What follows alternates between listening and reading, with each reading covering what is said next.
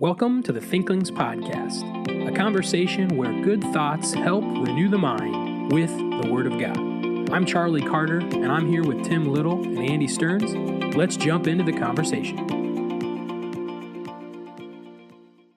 Welcome to the Thinklings podcast, our first truly summer episode. So I don't know what sounds we could dub in that would be summer that I could mention that I would never actually put into the episode. But anyway, happy summer. And so we are going to have a slightly different summer episode map. And so I think we did this last summer or maybe from time to time, but we condense in the summer to accommodate for travel and vacations and things like that. So what we're going to do for our summer episodes is one of the Thinklings will discuss a book, and one other of the Thinklings will have a devotional thought, and the other Thinkling introduces the episode. So you already know Charlie has just introduced the episode. And so with that in mind, we have some business to tend to. Book and business. Book and business. Tim, let's talk about a book. I was reading God, Marriage, and Family, Rebuilding the Biblical Foundation by Kostenberger and Jones. And it referenced an article. Hey, I was just starting you that familiar book. with that one? Yeah, we're using it. Hold it up to the screen. Yeah. So there's Marriage and the Family, Biblical Essentials by Kostenberger and Never Jones. mind. That's the abbreviated version, and our church is going through that one for our That's Sunday what school. That's what I thought you were referring to. Then there's God, Marriage, and Family by Kostenberger and Jones, which is like the beefier one. Okay. Now, I'm not talking about either of those books, but those two books are a couple of good books that I've heard really good things about. I have not read. I've looked at them, but Kostenberger and Jones, Kostenberger references an article on the family in the Old Testament world, and that's the one. And the reason I brought that all up is just because this is how research works. You're reading something, and then there's some footnotes, and you're like, oh, there's this other book. The book I want to talk about is Marriage and Family in the Biblical World by Ken Campbell. Ken Campbell is the editor. The specific article I want to talk about is Daniel Block's article, Marriage and Family in Ancient Israel. Daniel Block is a well-known Old Testament scholar. He has written some of the best commentaries on Ezekiel and I think it is like Exodus. No, Judges. He's done Judges, Ruth. It was Stewart that did Exodus. So New American Commentary on Judges and Ruth. So well-known Old Testament scholar, and he's written an article on the family, marriage and family in ancient Israel. So this is descriptive. What was marriage like? What was the family like in the ancient world? So I'm working on my article for the Bible Faculty Leadership Summit. I'll talk about that article in a future episode here for summer reads. I'm not going to get into that right now, but the ancient world valued the family big time. And anything that threatened the family was something that the community was very concerned about. And so there were a lot of laws and stipulations connected to protecting the family.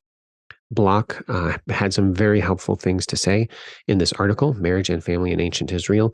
The article is huge, like it's a book. So it begins on page 33 and ends on page 103. So it's a 70-page article. Whoa, that's like a thesis. I know. It's like a book in itself. So my thesis was 84 pages. That's huge. Right. The whole book is only six articles. The final article is Marriage and Family in the New Testament by Kostenberger. So wonder where that came from, right? This is the way research works as well. What did Kostenberger do? Well, he wrote an article on just an academic article on marriage and family in the New Testament, and then he co-wrote with David Jones, Marriage and the Family, Biblical Essentials. Okay, so what did I like about this article? He talks about the Old Testament world being patricentric, and he doesn't like the word patriarchy. And I mentioned this on a previous episode like a year ago, and I had a conversation with one of our listeners, Ben Hartwig. And do we get rid of the word patriarchy? Is it something that we need to just give up on? Um, I've started down that rabbit hole a little bit. I find it fascinating that feminist Old Testament scholars say that the Old Testament is not patriarchal. Say that again. Feminist Old That Testament scholars say that the Old Testament world was not patriarchal. that that's amazing. Yeah, because the reason is the definition of patriarchy that's being read into the Old Testament. They're reading a modern definition of patriarchy, which is basically all about power and using that power to serve yourself. And as they read the Old Testament, they realize that that's not what's going on. In fact, some of them have argued that the Old Testament is matriarchal and that the woman is actually the one in charge. Really? And the reason is because we've really read our New Testament words and our New Testament culture back into the Old Testament. The Old Testament world was patriarchal. Okay, the man was the center of everything that was going on, but he wasn't, or at least he wasn't supposed to use that power just to serve himself. He was supposed to use that power to serve others and to build up the home. So he should use his power to serve his wife. He should delegate authority to his wife and or wives, okay, because they were often polygamous, and he was supposed to use his power to guide and direct his children to walk in the way of wisdom. And so, because of all of the mess of the terminology with patriarchy, um, Block prefers the name patricentric. Now, I'm not ready to give up on the word patriarchy. It just needs to be properly defined. And I'm still working through that aspect of it. But if you're wondering about the ancient world and what the family was like, this is an excellent article. There's very little that I disagree with him. The book is out of print. You're not going to be able to find it at the Faith bookstore, but you can pick up a used copy for a semi-reasonable price. And so he kind of explains and goes through each person within the home. What were the husband's responsibilities towards his wife? And this gets into like marriage vows. And this is something that's connected to the article that I'm writing with the Bible Faculty Leadership Summit. I was just talking to my wife even about this.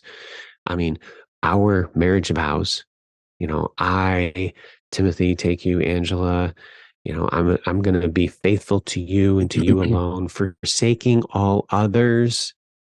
Okay, this idea that there's an exclusive relationship between my wife and myself. Think about it. They were a polygamous culture. Was a man saying that he's going to be exclusively faithful to just one woman?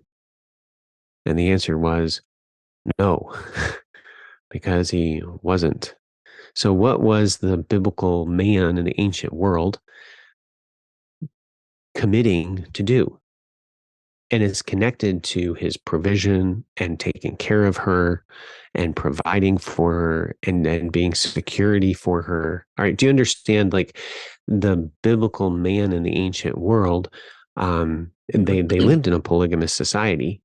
I'm not saying that that was right, by the way. I'm just saying that's the way that it was. Thank you for saying that, though. That was important to say that right now. Oath.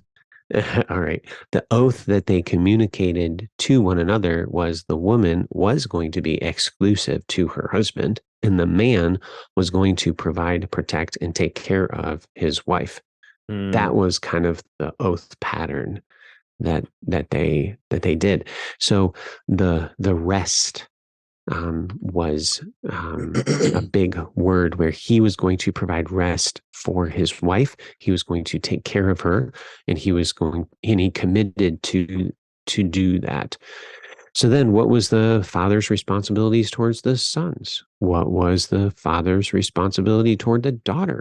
How did he relate to his children? How did he relate to his servants? How did he relate to his slaves? Because it was a Old Testament world and they had servants and slaves. Then he works through the different responsibilities of the mother, the wife.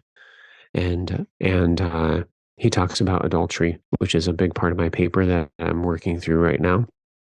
And so that was helpful. Was there any equality between them?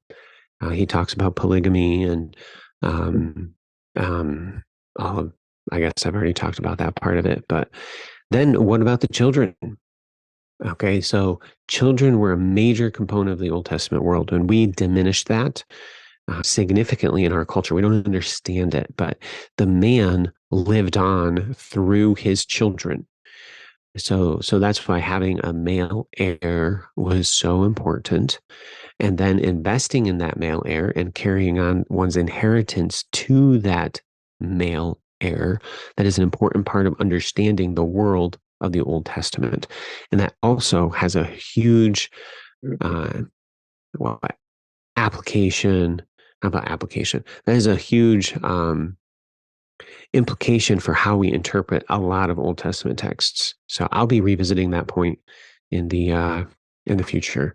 Probably one of the most significant things I read in this book is that he came very close to my understanding of Song 710, where the wife states that her desire is, or I am my lover's, and his desire is over me. And he notes that that's a recreation of the Garden of Eden. So if you've been a regular listener, I've talked about that passage on multiple occasions. He translates that verse, I am my beloved's, and his claim is on me. And he sees that desire having this connotation, this idea of the husband's responsibility and authority. I mean, he's like the only person I've read that's come close to that kind of an idea. So I would strongly recommend it. If you are wondering about marriage and the family in the Old Testament world, I'd say that's the best article that I've read on that topic. So it's a little long, 70 pages, but it's good. All right. Well, since it's a summer episode, we're going to dive into the scriptures now. And this is be our pattern this summer is we'll talk about a book where one of us is reading or studying, and then we'll dive into the scriptures. And so for me, I'd like to talk about Philippians 4, verse 10. And so just a little background on this one. I teach the high school guy Sunday school class along with 2 other co-teachers. That's right. We have 3 co-teachers. It's a pretty awesome Sunday school class. We've got Stephen Ray with us, and we've got Tyler Hausner. Tyler Hausner is head of food services here at Faith. He's a great guy. He taught this week, and so I was just listening. And his section to cover was Philippians chapter 4, verses 10 through 20 or 10 through 13. I can't remember. Now, I'm pretty familiar with this passage. This is the passage on contentment. So I'm going to read the whole thing. I rejoice in the Lord greatly now that at length you have revived your concern for me. You were indeed concerned for me, but you had no opportunity. Not that I'm speaking of being in need, for I have learned in whatever situation I am to be content. I know how to be brought low. I know how to abound in any and every circumstance. I have learned the secret of facing plenty and hunger, abundance and need. I can do all through him or Christ who strengthens me. Sorry. All the coughing today. I'm a little bit congested. So when I taught it last year, when I studied it, the real meat of the contentment teaching is 10, 11, 12.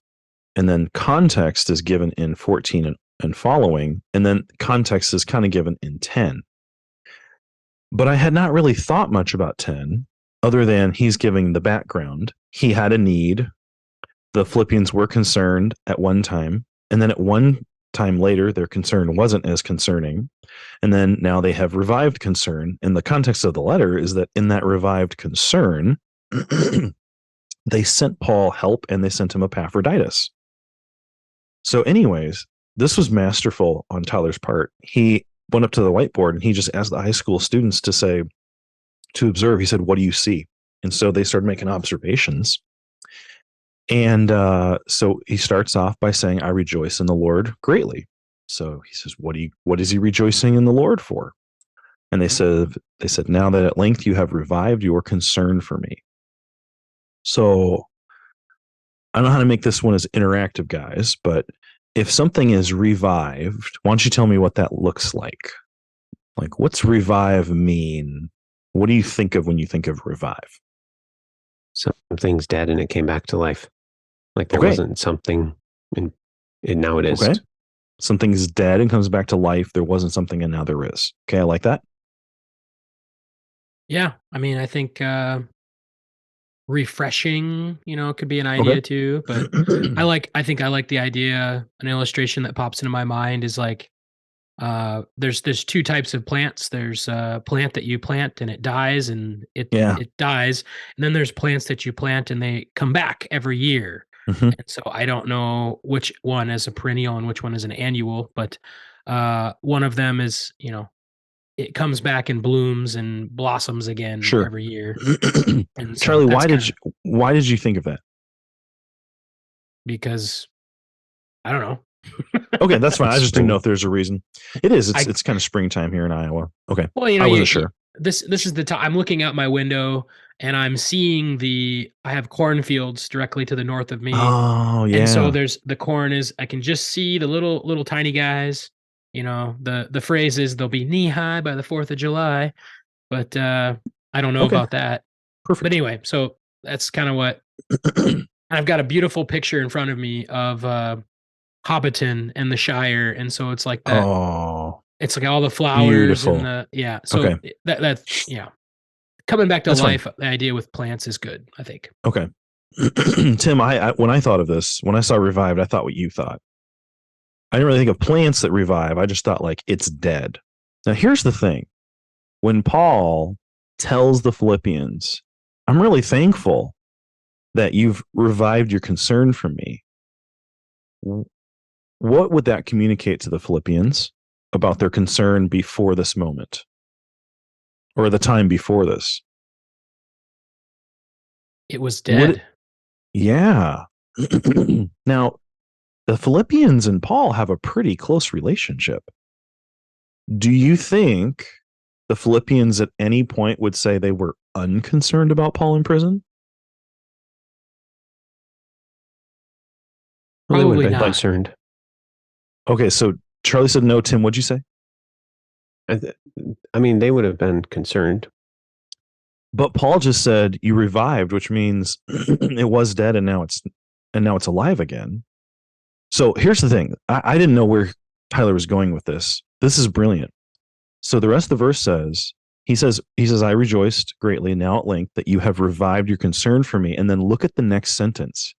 "You indeed were concerned, but you had no opportunity." Why does he add that second statement? It seems like Paul is clarifying what he just said so they don't get the wrong meaning. So I thought, oh, it sounds like Paul is, at first, it sounds like he's saying, you guys were concerned and then you weren't, and now you are again. But you read that second sentence, he's like, now you were concerned for me. You just didn't have opportunity. And so he clarifies his first sentence. That's all I wanted to point out. And that's what Tyler pointed out. And I thought, this is interesting. Now, before I go any further, so it's Sunday school and he's talking to these high school guys. Oh, I got to look up revive. And it's like, obviously, Anastasia, right? It's going to be you revived. But look that word up and it's not Anastasia, the normal word for resurrection. It's the word anathalo. And let me read the definition. And that's why, Charlie, I was wondering, have you read this yet? To be in a state identical with a previous state. So you were in a state, now you're in that same state again. That's what it means to be revived in this word. And then the Ways BDAG tells us, that's that dictionary we use, to translate it are to grow up again or to bloom again. Ooh. It's like a farming word. And that's why I was like, Charlie, have you read this? Have you studied this passage? But you were dead on, man. Now, if you read this another, go ahead, Charlie. Well, I'm think that this is the genius of Doug Brown coming to full circle. What should I say? To full bloom, because Ooh, that's good. I think it was he who made us go through. Because I have read that before. It would have been years ago, but where we had to go through and we had to look up every BDAG citation of Philippians. Oh, seriously? So it was probably buried in your mind somewhere. Yeah, and it's interesting. What does Anna mean? Is Anna the again part of it? Again, yeah, it's again or on Because that gets you. So the definition right before that in BDAG is the word rekindle that Paul uses of Timothy in the pastoral epistle. Yeah. And so I guess I hadn't realized that that word Anna gets used, obviously Anastasia. Yeah. So I think it was Charlie's. I think it was Charlie's picture that he was looking at. He just was looking at the hobbits and the flowers on the field and everything, and that just impacted him. I was actually going to say there's a big pumpkin. I was going to say, yum. Guys, we're going to go to the Hobbit. We're going to go to the Shire now and get agricultural, but you had already said it. So one of you two with a better Bible study program than mine, would you look up the New King James and then maybe like the CSB? Yeah, I've got it here. Because the New King James, I like the way it translates it better. Tim, go for it. I had the New King James up, and so you were going through this whole revived thing, and I was like, and I had to switch to the ESV. So the New King James has, "But I rejoiced in the Lord greatly that now at last your care for me has flourished again." Beautiful. See, what do you say about a meadow that's in full bloom? It's flourishing. So you cannot be flourishing and still be alive. But when you flourish, it's like you're the best version of alive. Charlie, do you have the CSB up? I don't have CSB. That's fine. Or give me any other translation. I just want to show that I think here I don't like the ESV as much. I don't think it's like a massive problem. So I don't think because Paul clarifies himself. The Net Bible doesn't really do it. I have great joy in the Lord because now at last you have again expressed your concern for me. So they they like further remove it from that the idea of the word. That's actually pretty good because it goes in line with Paul's clarification in the second half of the verse. He says, you were concerned, you just didn't have opportunity, like as in like a way to show that concern. So I actually kind of like that. I still think that's better than revive. We could read the Schlachter from 1951. No. Ich bin aber hak erfreut werden in Herrn. All right, Tim, go ahead. So I don't like the Net because they're interpreting the metaphor. It's supposed to be a metaphor, and they are destroying the metaphor and just interpreting it. But whatever.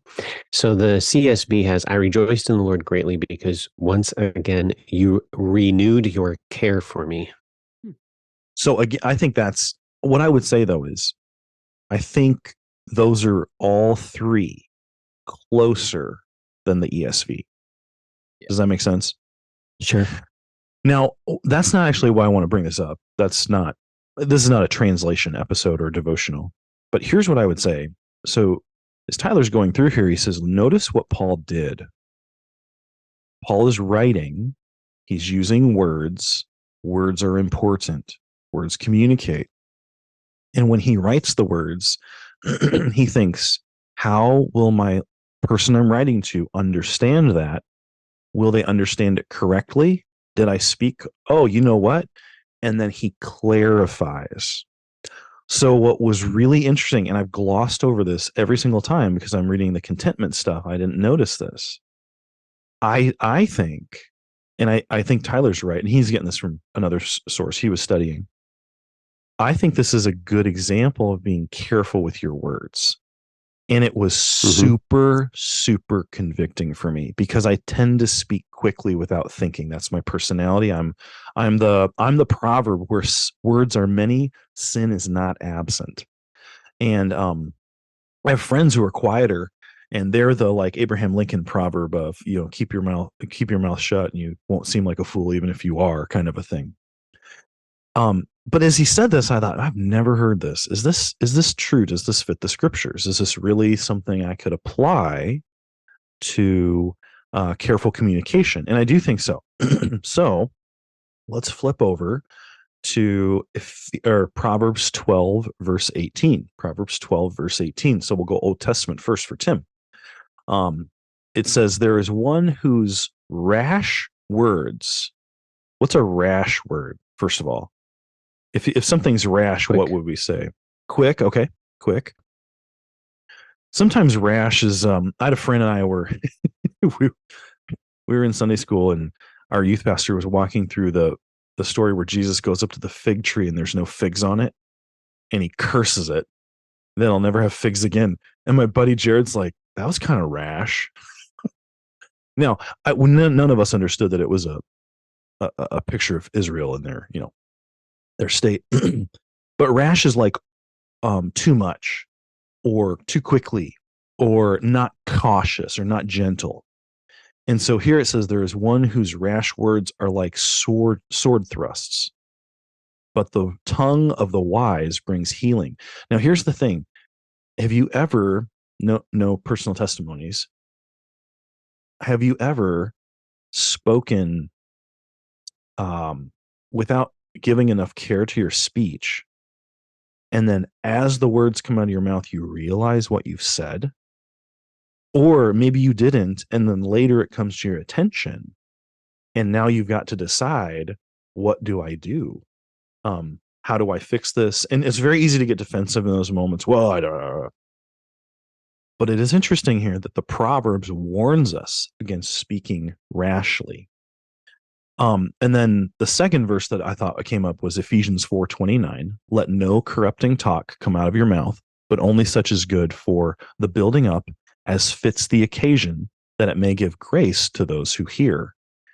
And so even Ephesians tells us to be careful that when we speak, the way we speak, it's building others up and it's giving grace to those other people.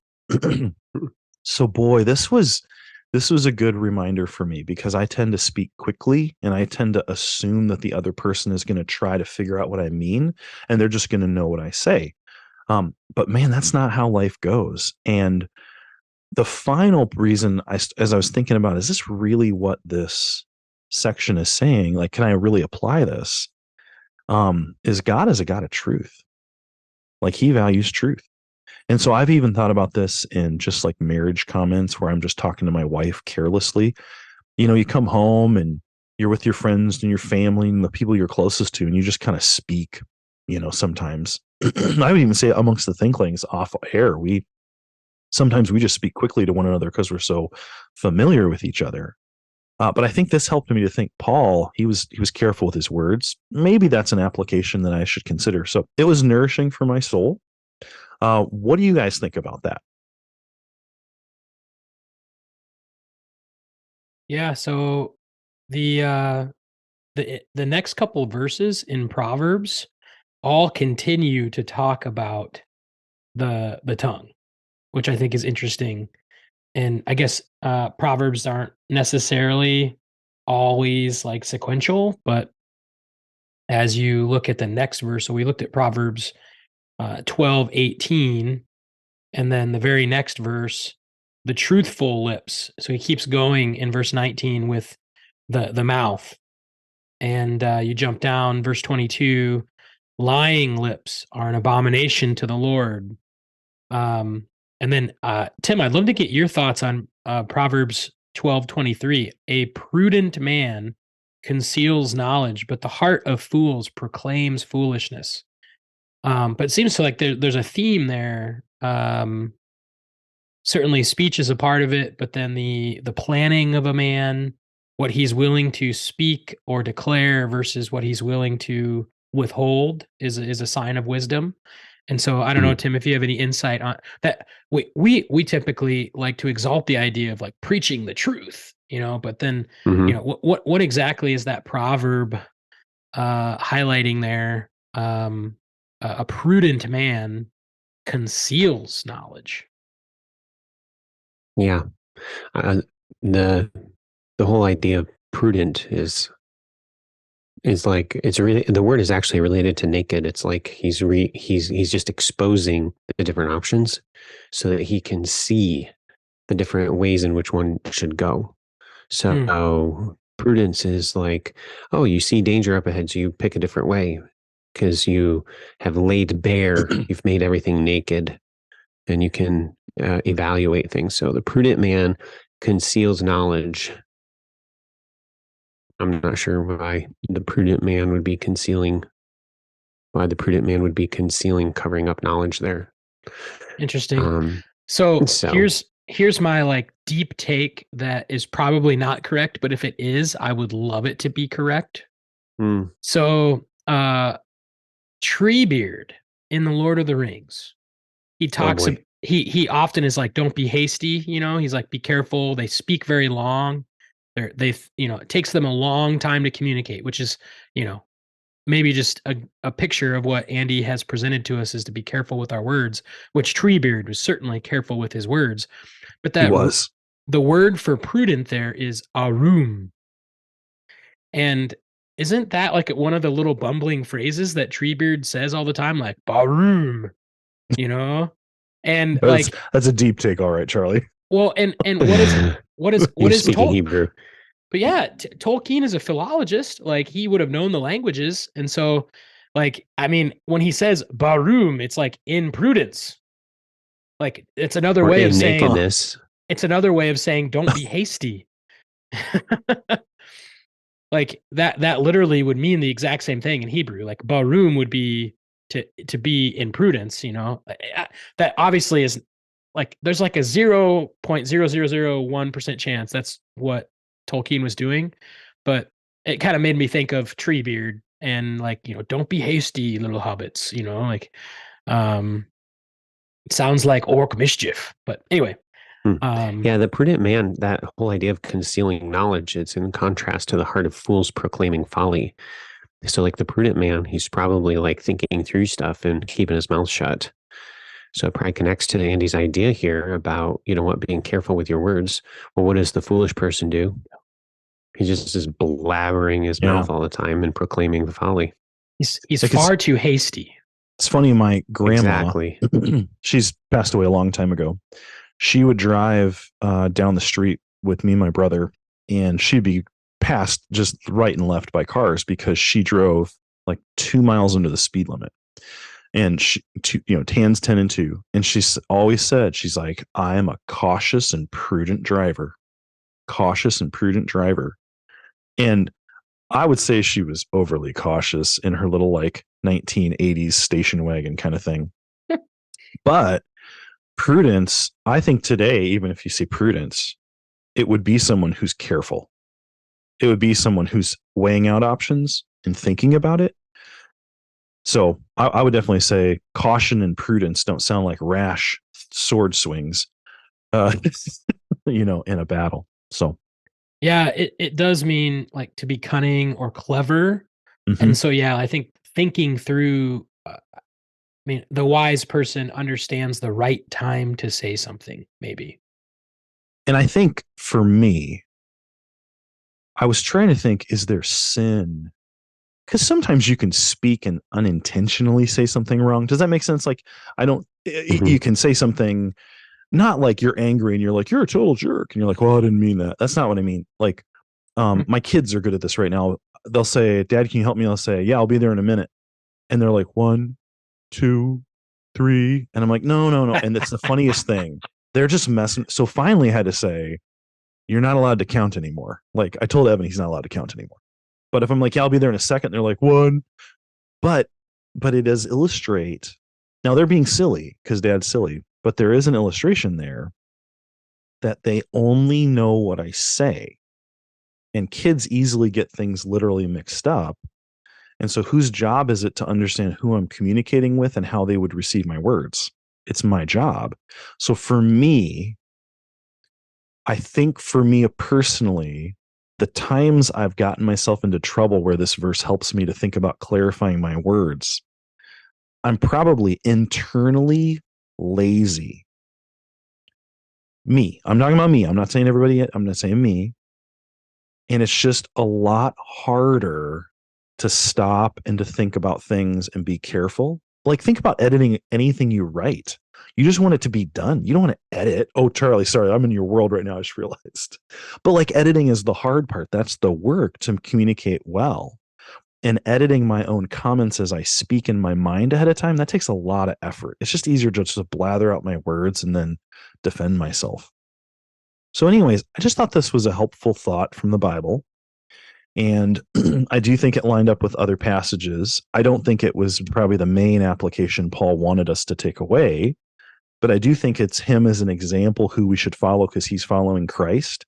Here he is. He's like, how is my audience understanding this? Ooh, I need to be careful, possibly. And I'll say this. And I don't think that that's out of line.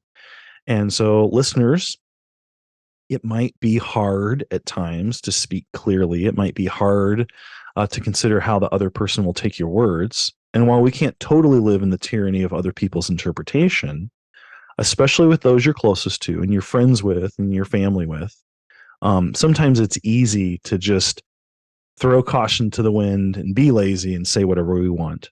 But I do think God's a God of truth, and God's careful to communicate to us clearly. And so maybe this week, don't be as hasty. Don't be as rash. Try to think a little bit more, and just maybe test the stuff and be a Berean and see if this is something that might be something that you need to apply to your life. Thank you for listening to this episode of the Thinklings podcast. We would love to hear from you. If you have any feedback, suggestions, or potential topics that you'd like us to discuss, you can contact us through our email, thinklingspodcast@gmail.com. Remember, don't let this conversation end with this podcast. Read good books, talk about them with your friends, and always continue to cultivate your mind. See you next time on the Thinklings podcast. The Thinklings want to remind our listeners that the Thinklings podcast is our personal production. Our conversations, book discussions, and viewpoints may not represent the views of Faith Baptist Bible College and Theological Seminary. Any questions or feedback should be directed to us at the Thinklings podcast.